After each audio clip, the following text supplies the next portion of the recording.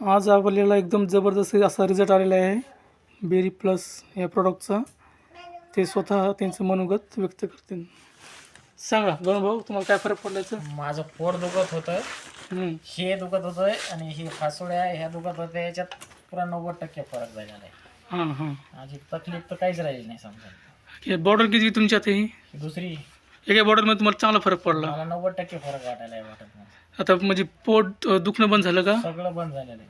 तुम्हाला मुतखड्यात त्रास होता पहिला? मुतखडा 4 mm ते तर काय तर हे दुखत होतं का, हां, हे हां. असा पुरा भाग तर हे पुरा साफ झालाय. बरं, ते किती महिन्यापासून दुखायचं औषध घ्यायच्या आधी?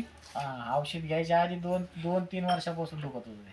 आता आपल्या एका बॉर्डरमध्ये तुम्हाला एवढा फरक पडला आहे? एका बॉटलमध्ये 2-3 वर्षात दुखणं पूर्ण क्लिअर झालंय? एकाच हप्त्यामध्ये क्लिअर झालं ते. म्हणजे अच्छा, दुखायची अच्छा. काही तकलीफच नाही राहिली त्याच्यात. अच्छा, जेवण बी असं चाललं की बंद झालं की लगेच हेच झालं त्याच्यामध्ये. म्हणजे एकदम फरक पडला समजा. 90% फरक पडला याच्यामध्ये. ओके, आता ओके. हे दुसऱ्या बॉटलला आता जास्त त्याच्यात.